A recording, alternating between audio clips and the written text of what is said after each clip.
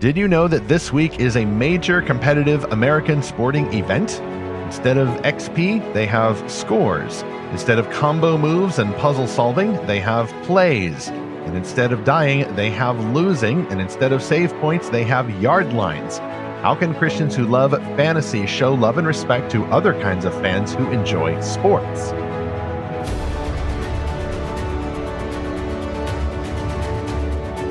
Welcome back to Fantastical Truth, the podcast from Lorehaven.com, in which we explore fantastical stories for God's glory. I'm me, Stephen Burnett, the publisher of Lorehaven and co-author of The Pop Culture Parent. And I'm Zackary Russell, and I am cheering for Taylor Swift to win the Superior Bowl, and this is episode 198. How can Christian fantasy fans love and respect sports fans? I'm glad you said Superior Bowl because I think that we are contractually obligated to say the big game, TM, because the acronym for that sports league that we won't talk about, except we are going to talk a whole lot about sports in this episode. That sports league said you can't say the words Stupor Brawl. That's a rhyming evasion there, unless you pay us a whole pile of money. We are going to talk about sports on this episode. Why in the world are we going to talk about sports in this episode? Haven't you ever heard of fantasy sports? Well, that's the in. Well, it's not quite the in. I don't even quite know what fantasy sports are. I think it's people who get out little trading cards and they try to figure out whether your player rolls a critical hit, or I don't know how that exactly works, but I just made up this tabletop game now, Zach, like kind of this Dungeons and Dragons type thing called field goals and point kickers. I don't know. All the football metaphors kind of escape me, and this is just going to be the show, folks. Hope you're in for it. Well, there's also another game called the Superb Owl that, that's not trademarked as far as I know. That was it totally sounds like a Wizarding World thing. Okay. Yep. So yeah, if you are the best owl, you are the Superb Owl. So anyone who's wondering should know that I don't think Zach and I have any big game plans for this Sunday night. I guess we're supposed to say, along with all the other NPCs out there, I just watch the game for the ads. I just watch the game for the ads. Beep, bop, beep, boop. But I don't even do that. And yeah, I don't even really get a whole lot of ads off of the YouTubes afterwards. I guess there's some funny ones, but yeah, y'all, it's just not my thing. But because it's so many other people's thing, it just made sense to talk about it in this season of everybody talking about scrolling down here. So I remember who exactly is playing in this year's big game, LVIII 53. That's the Stupor Brawl of the 49ers versus the Chiefs. And Zach, I looked this up all by myself. Yeah, I was about to look it up because I just know it's the San Francisco. Yeah, I just know it's Taylor Swift's boyfriend. Kansas City. Yeah, and it's a giant conspiracy and all that stuff that we shan't get into. The Pentagon is using them to sell so many football jerseys right now. It's incredible. It's how do people not realize what's happening?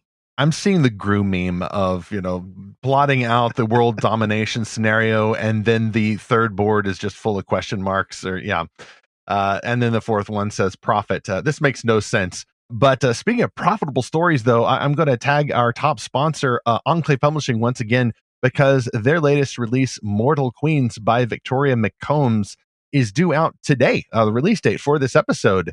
Here's the description. They vanish without a trace, disappear into the night. Each year on the Center Island, one girl is chosen to be the next mortal queen of the idolized Fae. The mortals praise these lucky girls, but their daughters are never seen again. The Fae realm is eternal night, where disputes are settled by chess matches, power is acquired through the most devious kinds of trickery, and 7 elusive kings roam. The Fae hide their faces behind masks and guard their glass hearts to keep them from shattering. But beyond the veil of this luxurious paradise, a dark secret simmers, for their queens have disappeared. When aspiring artist Althea is selected, she is desperate to avoid the same mysterious fate. With no one to trust, she conceals messages in paintings and receives anonymous replies from a stranger who slowly reveals the tale of a girl who outwitted the Fae. Only if she is clever enough will Althea survive the fate of the mortal queens, as long as the king who cannot love does not claim her first. And Mortal Queens is book 1 of the Fae Dynasty series by Victoria McCombs. It has arrived on February the 6th, wherever books are sold. See that amazing cover in our show notes for episode 198, or go to lorehaven.com/podcast to see all of our sponsors at the top of the page. Zach, that had nothing to do with sports, except I did see that they were playing chess games in the Fey world. So games are common to the real world and the fantasy world. There is our in for this episode. Meanwhile, however, I do have a mission update for Lorehaven. We do reviews every Friday, and our last review was for a middle grade time travel fantasy called Secret of the Lost Dragons. We'll spoil our upcoming review this Friday. More dragons. Apparently, there's a theme. The Fox and the Dragon is our next review. And you can subscribe free to get all of those updates. We try to find the best Christian-made fantasy that has been published. We also send you an exclusive invitation code to join the Lorehaven Guild so that you too can join a quest party and read with other heroes some of these amazing books that we have chosen, books that we know we love and that you are pretty sure to love as well. So just sign up free at lorehaven.com. All right, we know that anytime you get together with the bros and the gals and whomever, the household pets, like everybody watches sports, right? And we all flush the toilets at the same time and across America, and all the stats are true, but all the concessions come out too. You've got to have a concession stand at the big game TM. And so here is mine. I'm bringing in the nachos because I am not a sports fan. I know this is just absolutely mind-blowing breaking news here, but the difference is I kind of wish I was, because with some exceptions, they seem to be having fun out there. It is a fandom. And I love this little meme. I might put it in the show notes that went viral not too long ago. Maybe it was on Reddit or something. Someone said, apparently there's an important episode of football on this weekend. And the response is, yes, the football fandom is going nuts. Lots of cosplaying going on. Tickets to the con are outrageous, though. I don't know why that cracks me up this time every year. And it's a good joke that kind of bridges that divide between fandoms. You know, you compare the sports fandom, which seems really alien and out there, to a fandom, and then it helps to, I think, unlock some mutual understanding between the two groups. And yet I know, Zach, that sports brings up strong feelings in people. Well, every fandom does now, you know, toxic fans, eager fans, overeager fans, and all the rest of it. But I think sports in particular, especially among Christians, like there are strong feelings there. People are just kind of sick of them sometimes. I've been sick of them in the past. Right now, I'm at best agnostic. But there's a lot of personal stories actually tied up in there, especially with folks who enjoy fantastical stories and, you know, may have been the last person chosen for the team and just couldn't wait to get out of gym class. And our point here is not to cheerlead either sports fandom or fantasy fandom, but we're going to look to scripture and try to understand the sports fans, and we might even know something about the games. We may look up literally right while we're recording the show. Any other concessions, Zach? Yeah, I got a couple, 2 or 3 here. So first of all, I don't even know when the big game, the Superior Bowl, is happening. Is it tomorrow night as we record this? So Sunday, no. February 4th? It's Sunday, February the 11th. I'm pretty sure I got the timing right. Okay, because tomorrow night, so Sunday the 4th, we have a partner meeting at my church, and I was like, wait, how am I going to do? Are they going to play it Sports at the church? Is the other big religion. No, a church would never. A church would never. If we knew Christ was returning on the night of the Super Bowl, we might file for an extension. And yes, it's true.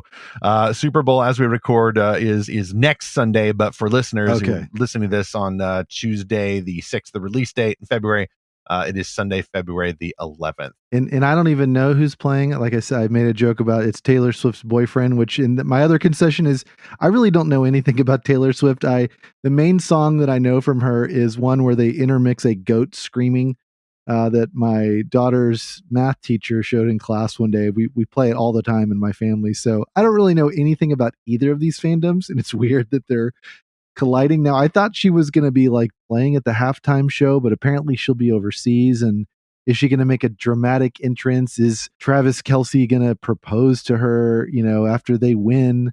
To me, that's the more interesting side of this, is sort of the human drama. Like I know nothing about either of these. I don't even know the other teams. Is it the 49ers? It's the San Francisco 49ers and the Kansas City Chiefs. Okay. So it's minors versus Native Americans. Politically incorrect either way. Now, my other concession here is I'm actually not an anti-fan of football, because I went to Texas A&M, and pause for everyone to whoop. That's an Aggie listen to this. Some sort of sports thing that they do as a fandom conditioned response, right? Right. And you weren't allowed to whoop until you were a junior or senior, and you never knew you wanted to. Oh, those are the rules. That's the magic system. Yes, Mhm. very important. Very important. And if you got caught whooping as a freshman, they would make you do push-ups. Like anyone can make you I do thought that they push-ups. might So whoop you because they were the ones who were allowed to whoop, and so you would get whooped, but you're not allowed to whoop until you that's prove whoop. yourself. Yeah, whoop Whoop. versus Okay. whoop. Okay. You have to. Yep. Very, very important. And I won't whoop on the Difference. podcast just because it might blow out This some is a Christian eardrums. podcast. Yeah. But there I was a super fan of Aggie football. I was at every single game. I think I maybe missed 2 or 3 the whole time I was a student for all 4.5 years. And even in the rain, even in the cold weather, even in the scorching hot weather. And at Aggie football games, all of the students stand the entire game. So in the student section, there's, like the bleachers, but no one sits down. Everyone stands up. And that there's a very long tradition for why that I won't go into. Yeah, they won't let you stand all the time at church. And if the church leaders ask you to do that, they call you a legalist. I see how it is. Yeah, and we had a word for people who are anti-fans, which is a 2%er. So that means like you're only giving 2%, when you should be giving 100%, or you're more accurately only 2% of the student body doesn't care about football. They had another term for true fans, which I won't repeat because it's not quite a polite term for a Christian podcast. But even to this day, I still watch Aggie football. There are some seasons where I watch more of it or less of it, just depending on what else is going on in life. But Aggie football is pretty much the only sport I keep up with at all, and I really just watch the games. I don't know about Coach Jimbo, whoever, or Johnny Football guy that was really popular about 10 years ago. I don't really follow much of the the ins and outs behind the scenes, but I do still enjoy watching the games. That was a very special time in my life, going to the games with my friends, like losing my voice, showing up at church the next morning either ecstatic or like really depressed, and we're all like mourning together if the Aggies lost, especially if it was to a big rival like University of Texas. Again, I'm going to pause for the Aggies to hiss. That's our response. Yeah. Yes. Is this how you do it? Okay. Yeah. But, other than that, I really just, I just don't keep up with other sports, but I want to enjoy sports is what I'm going to say. Like I want to get into it. I like to, get excited. Naomi likes to cheer for the underdog. So whoever we're watching, she just like, okay, which team is ranked lower and would be more exciting and interesting if they won.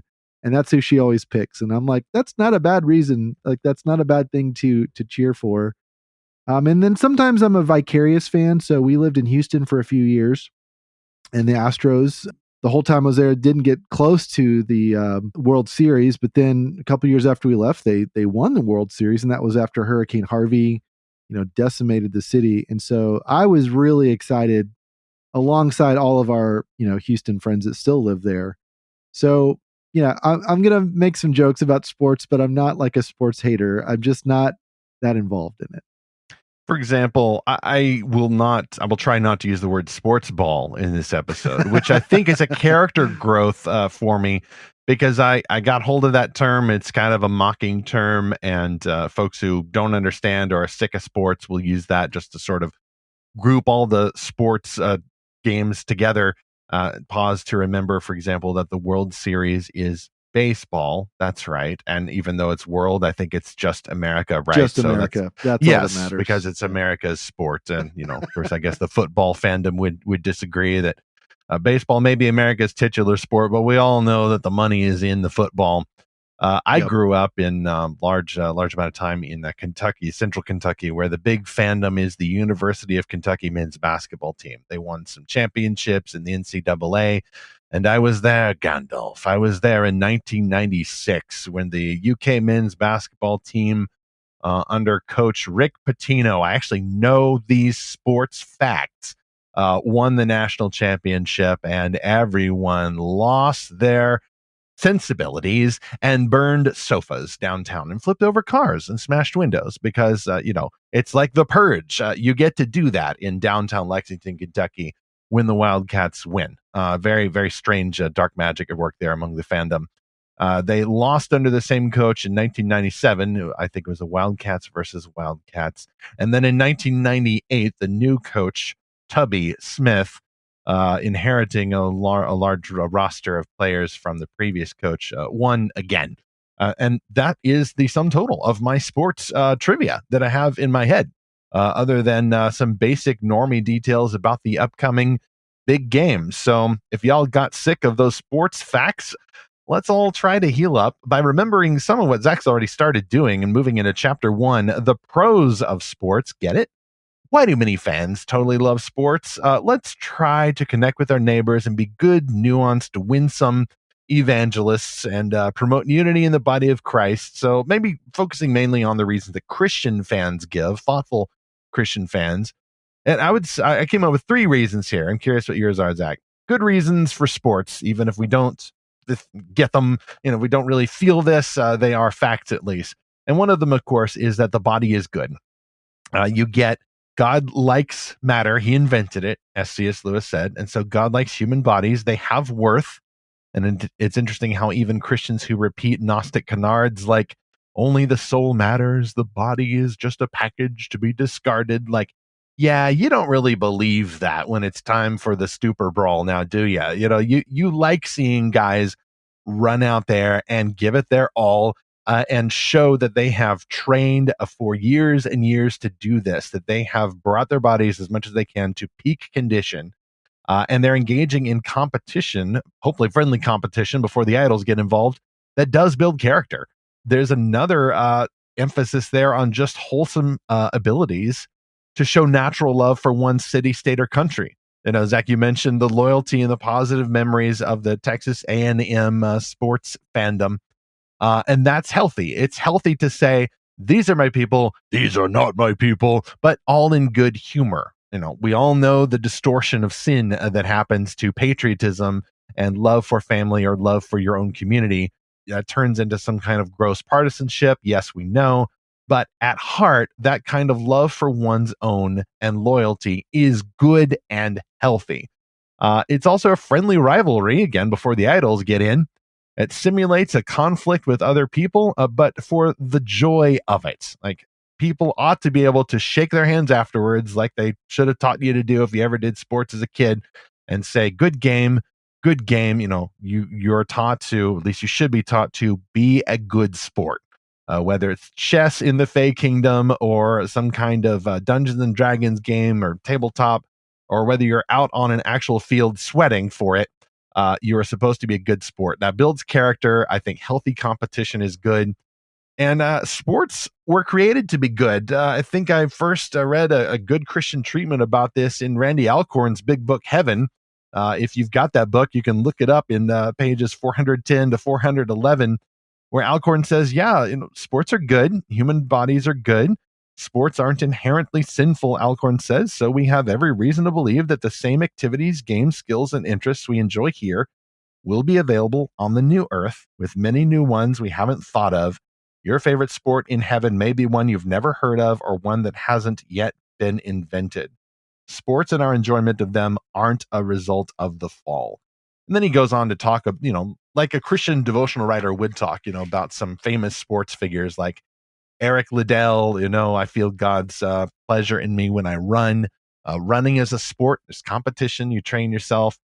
And of course, lots of sports stars. And we're seeing some of the viral videos even now. Like, they take the opportunity to grab the microphone and they say, first of all, I want to give credit to my Lord and Savior, Jesus Christ. Without him, I couldn't be here. And then they thank their wife and their dog and their family. And, they're extremely wholesome people. And often that is legit. Like, that's not faking it. Yeah, the sports fandom doesn't really cancel you if you credit, Jesus Christ or misquote Philippians 4:13. Maybe it will someday, but it still strikes me as a bold and helpful move to be a good witness for Jesus Christ once you've got a platform like that. So that's a few good reasons that I know, at least in my head, if not in my heart, that fans have good reasons to like sports. Yeah, so I'll give you my reasons kind of in 3 phases, from childhood, young adulthood, and now parenthood. So as a kid, I tried out a bunch of different sports, t-ball, soccer, basketball. And for a variety of reasons, I stopped all those by middle school. And so I kind of lost a lot of athletic prowess and was pretty shocked to get placed on the C team when I tried out for basketball in middle school. So not the A team or the B team, but the C team that would play no games, just basically sit the bench. So we're the back of the bench, as they say. Yeah. Okay. And then I tried track and field and embarrassed myself every day with pole vault and hurdles and other things that were very awkward as a not very athletic 14-year-old. And by the way, by the time I was 13, I was already a size 13 shoe, even though I was only 6 feet tall, and I'm 6'4", wearing the same size shoe. So I grew into my feet. It's so awkward. Braces. And for those who haven't met Zach and I, we are tall blokes, and I think Zach's got an inch on me, and actually, I didn't know that, Zach, about you. We have basically the same shoe size. Yeah. Do you ever get sick of people saying, "Oh, like how's the weather up there? You play basketball, right?" I got so tired of that question. Like I watched at the time, I watched basketball on TV, but no, I enjoy reading, writing, and maybe arithmetic, but not the basketball.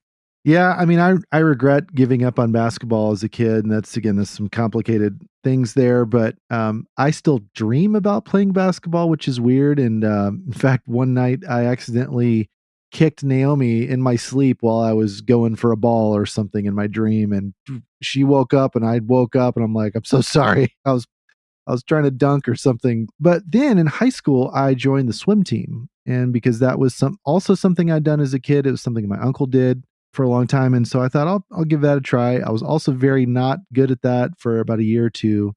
We got a new coach my junior year. I became really good. I made it to regionals, and our team won district, and swimming was great. And what I loved about it, looking back, because there's a lot of things I didn't like about swimming, but the one thing I really loved is the self-discipline that it built in me, that showing up every day, doing the work. And again, I wasn't always that great at it, but just that routine practice of like, don't give up, keep going. And when we got that new coach, she was tough, and but I really gravitated towards that, and I started doing doubles. So I'd swim in the morning and in the evening with that same coach in a different team. So shout out to Coach Churchin if she ever hears this.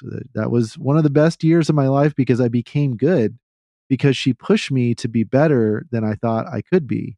And that's a great thing about sports, is that you stop being such a wimp mentally. So much of sports, like when you're a kid, it's really not that hard physically. It's the mental challenge that's the hardest part. It's the perseverance. Young adulthood, I was in college. I didn't play any sports, like formally. I just did like intramural sports in college. But as I mentioned, the Aggie football games and even the baseball and volleyball games. But the best part of that was the camaraderie. Like I have so many good memories from games with my friends. Everything from watching the Aggies win the Big 12 championship in '98 against Kansas City and or KSU, and I still remember sitting like on my bed in my little 12 by 12 dorm room watching the game on a 13-inch TV with like 8 friends.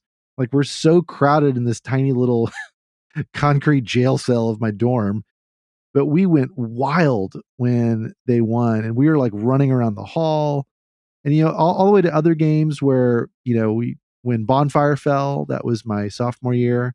So at A&M we would erect this giant 95-foot bonfire out of wood, these giant wood logs. We'd burn it before the game against University of Texas, and but that year Bonfire fell while people were working on it, and tragically 12 students were killed. News. Yes. Yeah. Now, see, at least you all were lighting something on fire that was supposed to be lit on fire. Yeah, very safely. The UK Wildcats basketball fandom would light stuff on fire that wasn't meant to be flammable. Yeah. So then, we still played Texas after that, and we won, and that was pretty unbelievable. Kind of a bittersweet, obviously. That whole saga really led to this revival on campus. It's hard to explain or get into, but so much of the sports culture was really tied to the faith culture there. And so there was, sports, we'll talk about more in chapter 2. It could be kind of an idol, but then there was the enterprising evangelists who made a gospel tract that said, "Have you heard of the real spirit of Aggieland?" because the Spirit of Aggieland was a song we would sing at games. Oh man, that is such a youth pastor meme. Youth pastor pulls up chair, sits in it backwards. You've heard about X, but let me tell you about the real Y. Oh, but it was fantastic. I mean, people were really open to that. And then the third phase is just as a parent now. My girls aren't so much into sports, although my youngest, she's very aggressive and competitive and likes soccer a little bit. But my son, who's 7 right now, he is really into basketball. In fact, we just came from a game where he scored 2 points or 4 points, two baskets, and then he passed it a couple times, and the other teammate made a basket, and they won, 24-16. And my youngest daughter is like the scorekeeper and kind of almost like the team manager. She's really into it. And it's just so fun watching him because, first of all, he is so full of energy that like he just loves to run on the court. Like that's his favorite part, is just whichever team scores, he just likes to run to the other end. And that's mainly why Naomi put him in it. She's like, he just needs to get some energy burned off every day. But he has loved basketball since he was like 1.5 or 2. Like we got him little basketball hoops around the house, and he'd just throw whatever he could into it. He's just so wired for it, and so it's really fun for me as a dad now to do that with him. Now again, basketball is not really what I was ever good at, but it's a great way for male bonding and that sort of thing. But what I also like is the other skills, like you mentioned, it builds character. We've had to tell my son, make sure you pass the ball and make sure you're on defense and you're doing your job. And so sort of that personal responsibility, the teamwork in the sense of like kind of sharing the victory, and basketball is kind of a weird sport because there usually is one star player on each team that grabs the spotlight and gets most of the points. So it's not exactly the team sport that like say soccer is or something like that. The fantasy fans can translate here. Yeah. The basketball teams have a chosen one. There you go. Yes, they do. But at this age, some of the kids don't know how to dribble, and then they don't really know how to defend. They just kind of watch the player go up and shoot. So it's also just really funny to watch right now. Yeah, there's lots of comedy in sports, and that is difficult sometimes because if you don't know the rules, for example, it all seems so funny. I remember one time my younger brother and I, we thought, or maybe I thought and dragged him into it, and we were teenagers. This wasn't we were little kids. We didn't quite understand the rules of football. Our dad understood the rules of football. He had apparently read the Magician's Playbook, and so he knew these various incantations and the rules of the magic system.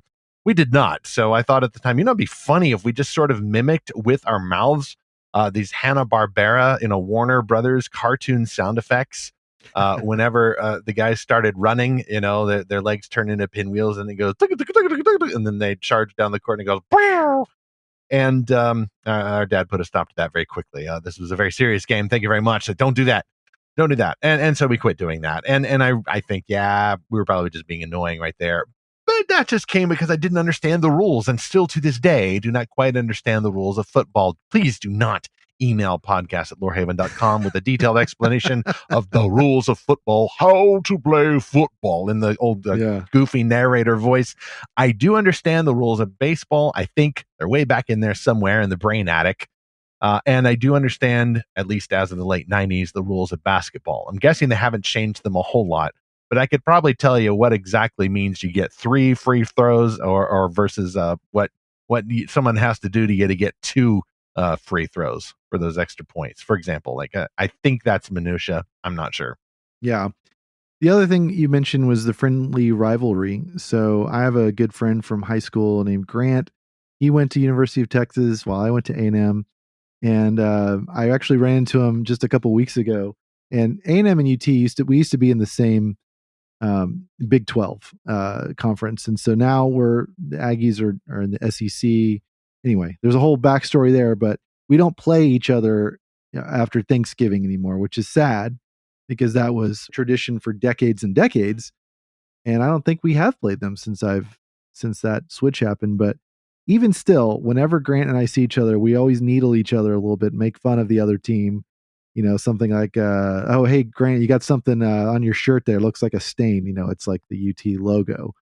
And wah, wah, yeah. wah. And then he'll come back with the barb, usually some barb about Aggies being stupid or whatever. So, and that goes on to this day, like This is a love 25 years language. later. Yeah, exactly. It is a love language, and not just among bros. We speak as men here, but the sports fandoms, maybe this is another concession stand.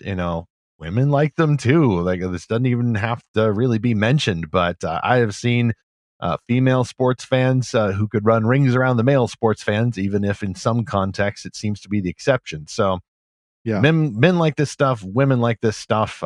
It's a great way to get together. Totally. Naomi is really into the World Cup and any other kind of big soccer tournaments, which I don't know much about because it's these different countries, their soccer teams. But whenever it is World Cup time, she like becomes a different person, and I just like to watch her because like I never see her like this on any other sports thing. And then she gets the kids into it, and it's the best. And same with the Olympics, kind of, but yeah, it's fun to find a sport that you're really into that, like, for some inexplicable reason, it just takes over, and it becomes this thing you're so passionate about, and like it just grabs your whole attention and all your emotions. Like, I just think that's fun. That's a fun experience. Does she fancy Victor Crumb in the? Oh no, I'm sorry. That was the Quidditch World Cup. I got that mixed up there. Yeah, I'll say a little bit more about sports in fantasy worlds, probably in chapter 3. Well, let's pause for sponsor 2. However, a newcomer to the Fantastical Truth lineup. See what I did there? It is Return of the Lost Ones, a fantasy novel by David Liberto. 2 young men, 2 legendary families, one infamous, one noble. Their fateful choices converge in a tale of adventure and peril in Return of the Lost Ones. As Paul, born to a line of blessed heroes, strives to reclaim his family's honor, Stefan faces a crossroads that could lead to ruin or redemption. Together, they must unite to save a village from the grip of darkness and creatures of myth. Will they rise to the challenge or be consumed by the legacies that haunt them? Discover their stories in the thrilling first book where honor, bravery, and legends collide. Begin your journey with Paul and Stefan, where every decision shapes destiny. That's Return of the Lost Ones, a fantasy novel by David Liberto. You can see that awesome cover and get the full description in our show notes for episode 198, this one, or go to lorehaven.com/podcast. All right, chapter 2. If you felt the last section was too positive about sports and you have a tragic backstory that sports may touch on, this chapter is dedicated to you. The cons. How do fantasy fans feel about sports? Well, another concession with a lot of concessions because it's the big game, right? Not every fantasy fan feels this way, but I think those who have resonated more with fantastical worlds and books and on screen, they often view sports as the rivalry. There's, I think, a friendly rivalry here sometimes, but often it is very unfriendly and for various reasons that go very personal. One of those is, I think, the expectation that I alluded to earlier that if you're tall, if you are a man, all these stereotypes, then you're just going to play sports. If you're from a city or a school that is crazed about the team, it's just expected that you too will be crazed about the team. If you have a particular body type or you seem to be athletic, people just assume you're going to try out for the team or that you're already on the team. And maybe you're not. Maybe you like computer programming. Maybe you like tabletop games, and maybe you like to read quietly in the library, or introverted, or you just somehow, for whatever reason, don't care. The stereotypes certainly get in there if you are a man, and I guess sometimes if you're a woman as well. It's just expected. If you're a man, I will complain about this a little bit. Well, you're going to be into sports. Not always. There's different ways to be a man. It doesn't say in the Bible that men are only ever this kind of warrior or only ever competing in this kind of way. And a lot of that stuff, especially when you get Christians mixed up in it, the cultural expectations get superimposed on the biblical expectations and people confuse them. And it's all about imagination. And it gets complicated. And people can start to resent being forced to conform to this stereotype. Another issue, just the idolized version of the positive I mentioned in chapter 1, is that kind of patriotism about your country or state or city or school or whatever. that can get twisted into idolatry. The partisanship turns sinful. You are willing to sin in order to defend your favorite and hate the other guys. If your team wins, it's not just kind of a fun style of grief. Like, you are actually in depression because that's not just the team that failed because the weather was bad or the referee wasn't looking right or whatever. That is your personal responsibility. And, maybe you take it out on your family or you take it out on people at church. Like, it's just the usual thing that sin does, is sneaks in like a virus and ruins a good thing, but it did start as a good thing. Sin made it bad. And we also see, I think, the obsessions that people have for sports, just like people would have obsessions about anything, religion, family, or fandom. People get all up into the statistics, the players, the idolatry is real, and then they are going so deep into this part of reality that they're ignoring all the other realities around them. And unfortunately, I think there's even some backstories about abuse or emotional trauma, actual trauma, that does relate to sports in some way. You didn't get on the team, or they made you get on the team and you didn't want to be. You got made fun of, you got bullied, or maybe there was some sporting event and everybody was expecting to be happy, but the team lost, and then suddenly it turned terrible. And there's a lot of sour memories that can be associated with sports in addition to the good memories. So Zach mentioned some good memories. I don't really have any specific sour memories except to say that, yeah, I was that guy who just did not like going to the PE, and I was homeschooled, so you had to travel a little bit to get to the PE, and it was probably good for me, but I was that guy who was just socially awkward. I know, big shock here, at least originally, because this was not my element. I hadn't grown up like this, and I just did not care. And so for a while there, I really resented that, and I think found refuge and maybe some escapism when I learned that there was a thing called being a nerd, and if you were a nerd, that was your identity group registered, and then that meant you didn't have to care about the sports fandom. In fact, they could be kind of the enemy. And so, unfortunately, as happens with a lot of people who get a hold of an identity group, this becomes the the jersey that you put on. And like, okay, I'm gonna play for team I hate sports. I'm gonna play for team nerd. We're all gonna make fun of the other team. Well, now you're engaging in sports all over again. You're just sort of remixing that a bit. And I don't view that as a healthy response, but I totally understand why people would feel that way because of the trauma and annoyance and idolatry that is also associated with the sports fandoms. Okay, so a couple things I want to share about. So yeah, when I was on the swim team, it was kind of the best of times and the worst of times, right? Because there's teenage drama, there's high school conflict and pettiness, and it wasn't always a Christian atmosphere that I was involved in. And I think this really became clear to me recently when so this is kind of a tragic side story here, but there was a young man at a Christian high school here in town that died tragically. But he was very involved on their school's football team and was really a spiritual leader.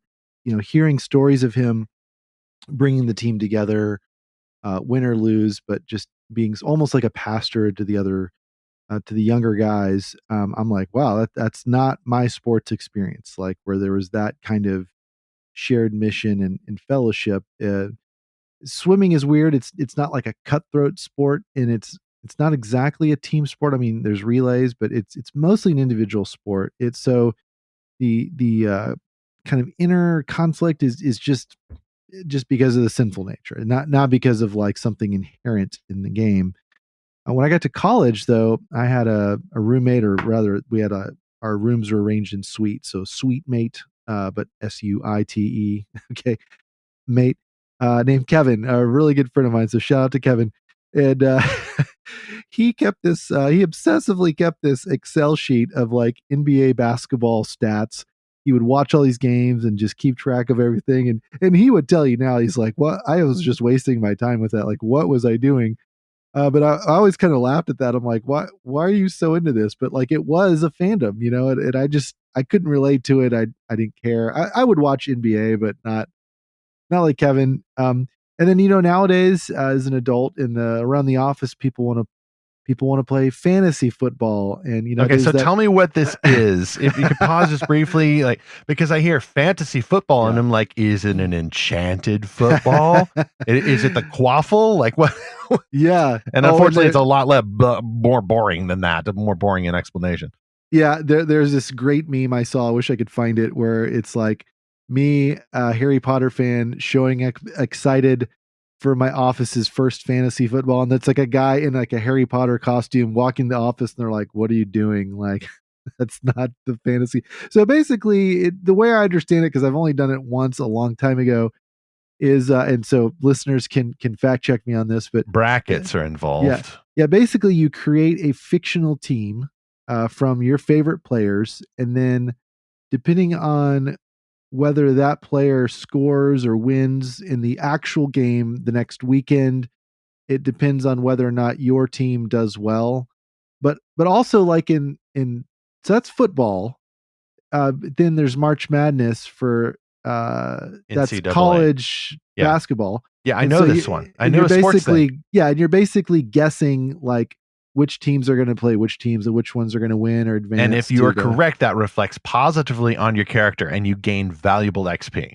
Yeah, but most people know it's a total guess, and whoever actually gets it just kind of lucks out because there's always surprises. This is rock, paper, scissors. Yes. Okay. And so it's like you could have all the right, understanding of all the stats, like my friend Kevin, and still be completely wrong, and your bracket gets busted after like the very first game or whatever.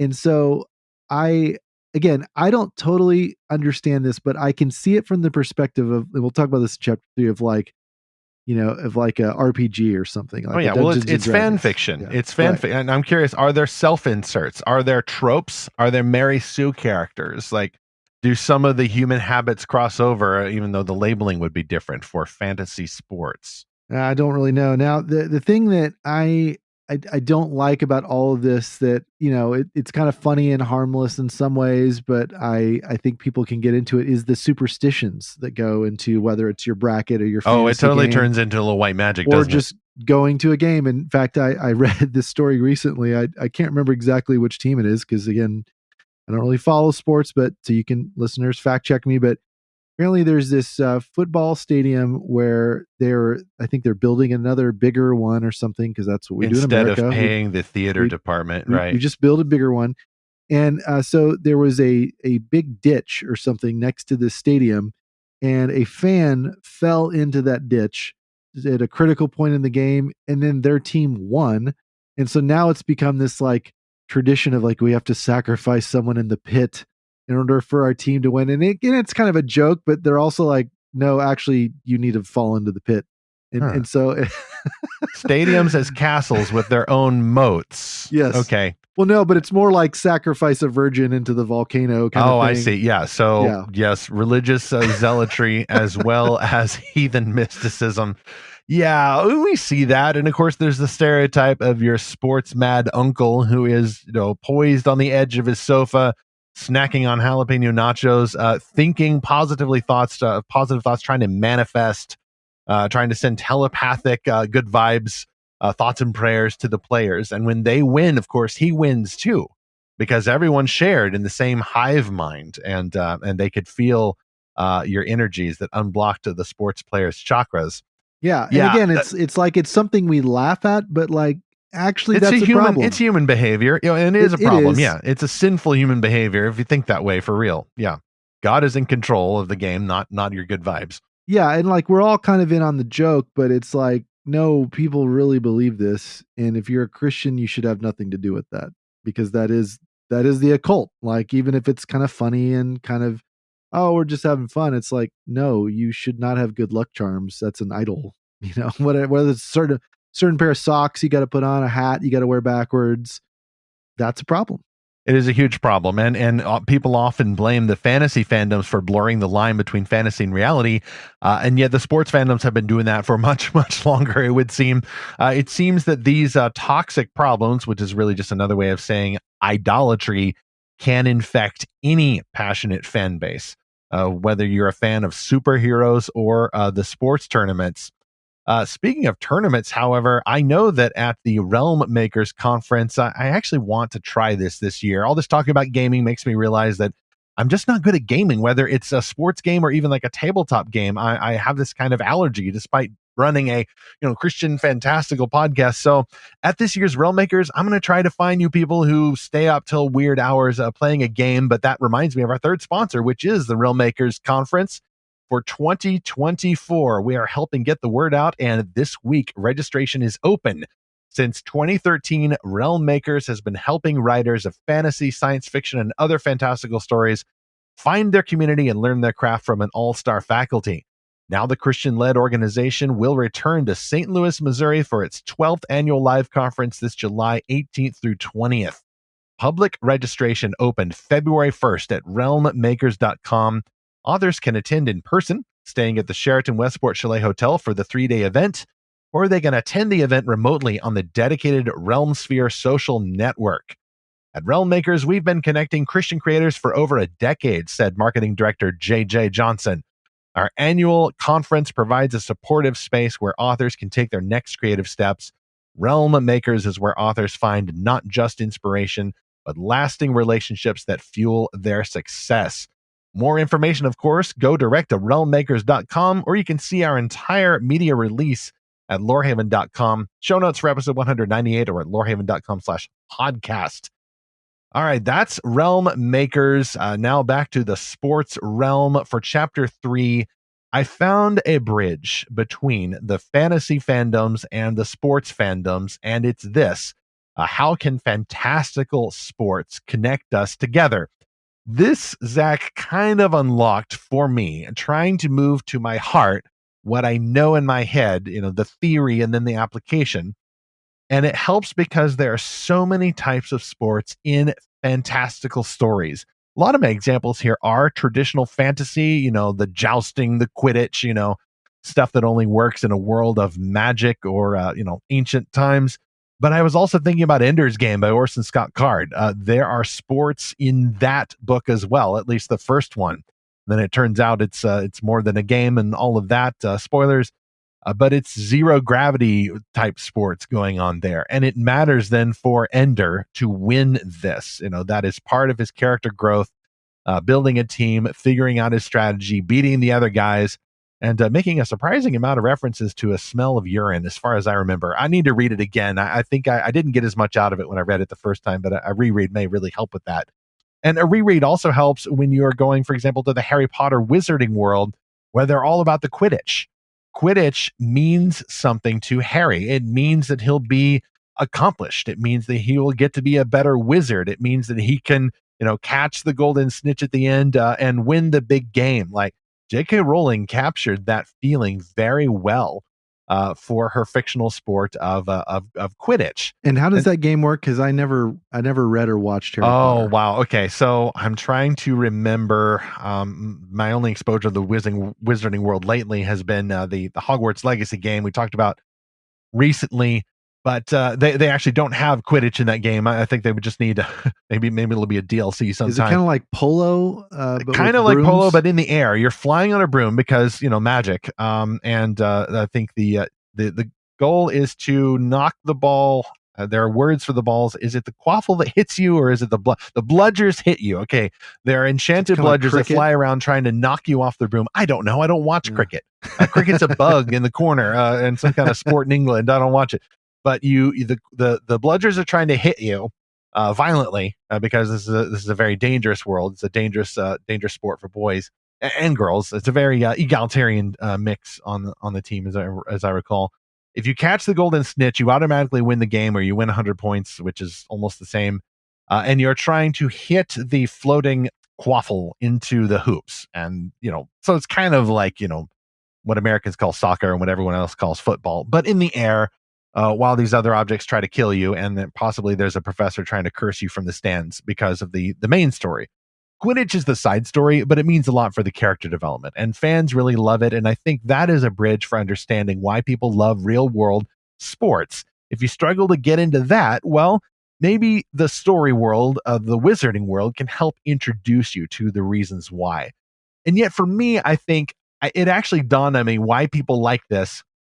I'm going to out myself here. A child's first anime was called Fairy Tale, at least for me. And it's kind of the same idea. It's a guild full of wizards and they go on quests. And it's actually, I think professional anime fans make fun of it because it's really normy and kind of basic, apparently. But I was still feeling it when there was a time jump and all of our heroes come back to their guild and they discover that, they've gone down in the rankings. Like all the other magic guilds are way ahead. They've got more money and they've got more prestige. And now there's going to be a grand magic games tournament. So in they come, the members of this guild as the underdogs. And suddenly, I'm getting like really involved in this silly storyline. Like it's making sense to me why we need to beat the other guilds in friendly competition in order to become the best of the best. So it's kind of a shonen trope, but also a sports trope. And suddenly, though, because of this little anime, I was able to feel that. I was able to feel the importance of it and feel that sense of accomplishment when, of course, they finally won. And then I think the villain attacked or something. So, it didn't get too much into the sports, but that really helps to connect the two fandoms. There's a lot of overlap between our fandoms, and that's why we're doing this episode. Now, the fantastical game that I think about immediately when I think of games in fantastical stories is Parisi's Squares from Star Trek The Next Generation that they played on the holodeck. Oh, of course. Now, did they actually have rules for that, or did they just kind of make it up? Like, I remember Dr. Bashir and Chief O'Brien on DS9, like hitting the ball against the wall. And yeah, Bashir was a prodigy at it and really didn't want to just cream O'Brien, who's a little older and thought he was the best, but he's not. I was just looking it up on Memory Alpha, which is like the Wikipedia for Star Trek, because I was trying to jog my memory with this. And there aren't a lot of episodes where it even appears or where they even show it. A lot of times they're just talking about it, or they're getting ready to go in, or Riker got injured from a game, or Wesley is not allowed to go play because it's dangerous, or the holographic doctor is worried about his imaginary holographic family playing this. And I think that's what was always intrigued me, that there was a sense of danger and a sense of like forbidden fruit, Yeah, because you could disable the safety protocols in the holodeck, and then you have to finish the game or else it won't let you exit. Yeah, so that was kind of fun. The next game I think about in a fantastical story was Motorball. This was an Alita Battle Angel. This is a movie that came out last... Oh, hurrah, I'm not the only one making an anime reference in this episode. Yeah, well, I don't know the anime, I just know the movie. Oh, the movie, that's right, yeah. Pour one out for Alita Battle Angel, the movie, because there was supposed to be a series of movies, and I don't think that'll ever happen. And it was such a fantastic world. No, the fandom has been asking for a sequel for a long time. It's like they were actually cousins to the release the Snyder Cut movement. Yeah, there was a lot of respect between the two fandoms there. Yeah, and now there's some similar, so the danger is even more. There's characters that die playing Motorball, and by the way, this is like kind of building off of a 1970s movie called Rollerball, which is also this like dystopian game in the far future where corporations run the world and make each other face off. But, this is going back to the gladiators, like the Colosseum of ancient Rome, because I think about the Roman Empire every day. So nothing has really changed with all these stories. It's the same thing, like make people compete, to the death, in a cyberpunk world now, or in a space travel world. Although I guess Parisi Squares, it's not dangerous unless you you disable the safeties. And then all the way, of course, to the Hunger Games. I was just thinking that. I didn't even have them in my notes, but it says games right there in the series title. And that's like the bad side of sports. Really, really toxic. That's the very dark side. It's just a fight to the death. Children gladiators. Children, yes. Yeah. Hornets will kill you. Everything will kill you. Yeah. And then there's sort of the haha version of this, which is pod racing and Phantom Menace. Now this is pod racing? Now this is pod racing. Now this is pod racing. This is pod racing. Right. I wonder how many takes it took for that. And it's so ridiculous looking back on that movie. Like they let a kid do a pod race and where it's like often to the death, and with aliens, and for what? To just free him from slavery, and they couldn't just buy him out of it, or what? The whole thing is so absurd. But what was cool about that? It's for the kids, thinking, "Hey, we can do this as kids." It's for the game tie-in. And I was about to say, it's for the video games that you get to play. Would it have been the original PlayStation, or would it have been PS2 by then? I think it would have just been the PlayStation, maybe. Yeah, I think there was an Nintendo iPhone 64 game at some point too. Well, that was way after 1999, though. But yeah. Yeah, and so okay, but if you liked the pod racing scene, then you understand. Like, hey, little Annie needs his freedom, and this is how he's going to get it because reasons. At least the stakes are theoretically high. You win the game, you win your freedom, and a lot of people feel that way. And if are a fantasy fan who doesn't get it, like, well, these examples may help you get it. At least they helped me get it. I'd be interested if they help you get it, faithful listener. Yeah. Now there's the classic, sports movies like Remember the Titans or Facing the Giants, if you want the Christian version of Attack it. on Titan fans read those titles very differently. I do remember the Titans. Yes, they're horrible. They'll come out of the walls and eat you. Yeah. There's a lot of good stories with sports in them, whether it's the focus of the story or it's incidental to the story.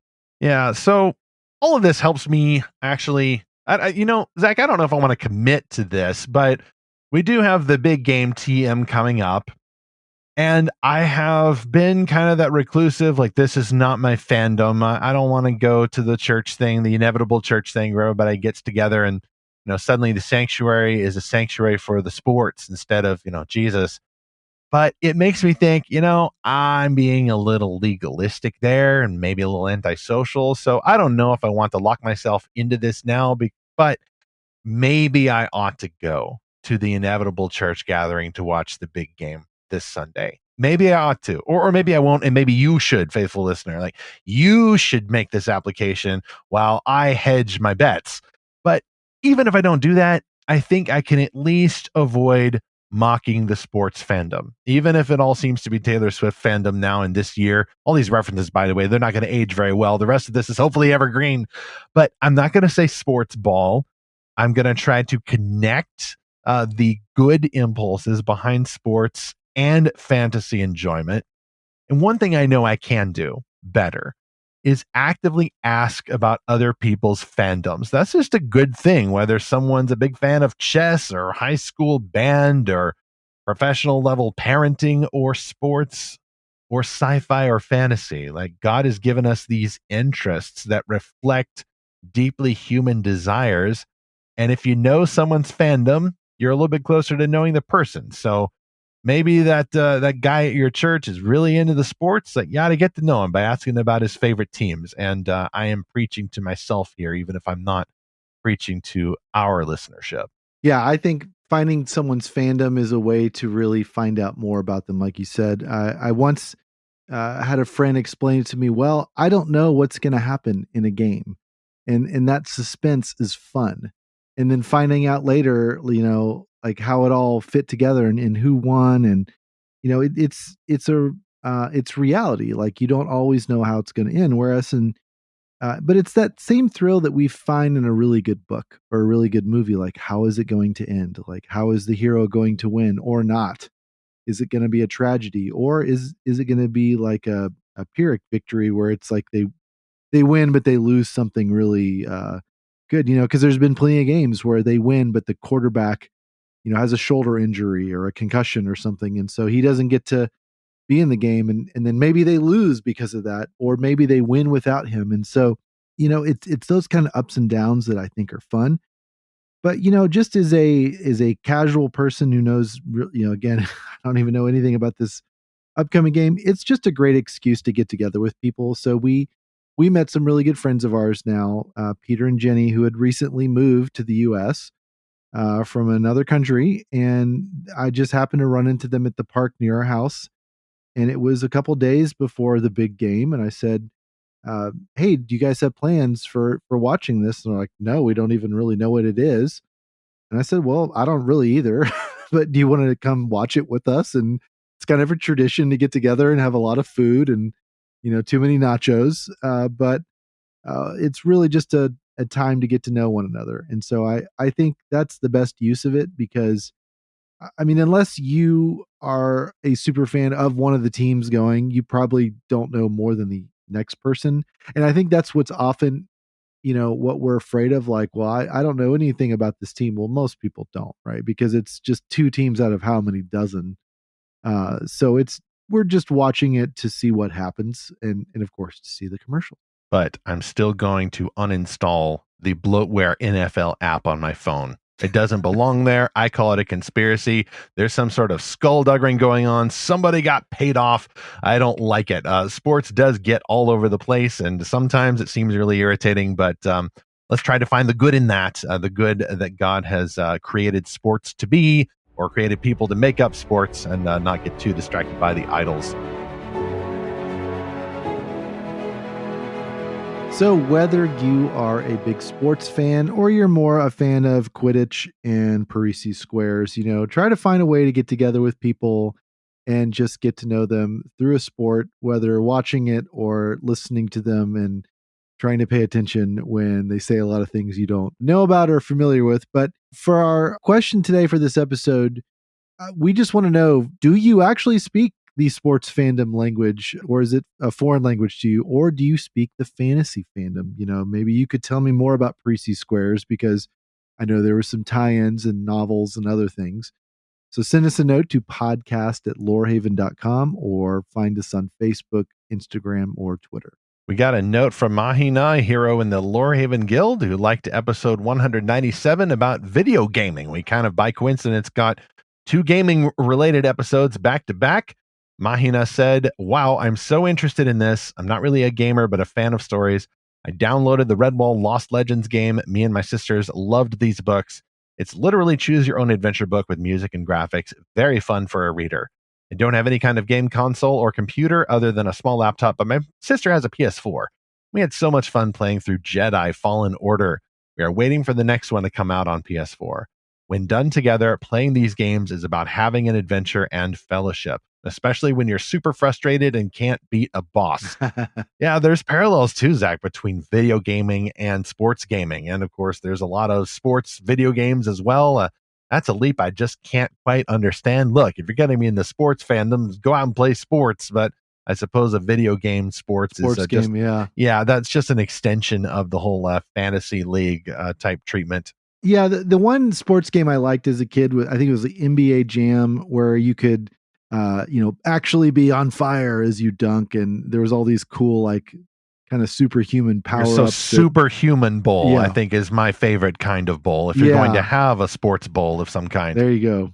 I love playing. I really wish I could have joined you for that episode, but I've had a lot of back and forth with video games, had a video game addiction, frankly, in college, and I had to delete and destroy the game in question. But, now as a dad, I like to play Mario Kart, and my kids are actually getting pretty good. My middle daughter can legitimately smoke me at it. And then I'm recently playing Tears of the Kingdom, the Zelda game, and my younger 2 kids just like to watch me play because we're going on that adventure together. And, well, I should say they don't just watch me, they tell me everything to do. And I just kind of do whatever they tell me to do. So that's kind of fun to have that story unfold and in real time. And then we also just love playing Minecraft as a whole family, except for Naomi. Naomi just didn't grow up with video games, so it's not her fandom. But we've been building this one little world in Minecraft for years now. And so that's really fun to return there and just go on this kind of open world adventure together. The best kinds of games, whether they are video or physical, will bring people and fandoms together rather than dividing them apart. Next on Fantastical Truth, it 'tis indeed the season for love and enchanted princesses and handsome princes and fairy tales and all that stuff. So we're going to emphasize the things we love this month on Fantastical Truth. Frankly, it started out incidental. We had a couple episodes that just happened to have the word love in the title, and I realized, let's just make that a theme for this month. So topics to be announced, but let's see if we can stick to that theme as we celebrate the things we love, not so much the things that we dislike, even while we are engaging critically with on-screen stories and the best kinds of stories that we find in books. Meanwhile, if you speak sports, you are welcome here, even on the Fantastical Truth podcast. We're going to try to reach out. We're going to understand you. No, we're not probably going to try out for your basketball team, because even if we're tall, it may not be our thing. But games are a human thing because our great God has made us to enjoy training and competing and hopefully even having friendly rivalries. That's our purpose here as we engage with stories and anything else that reminds us of stories as we continue to seek and find His fantastical truth.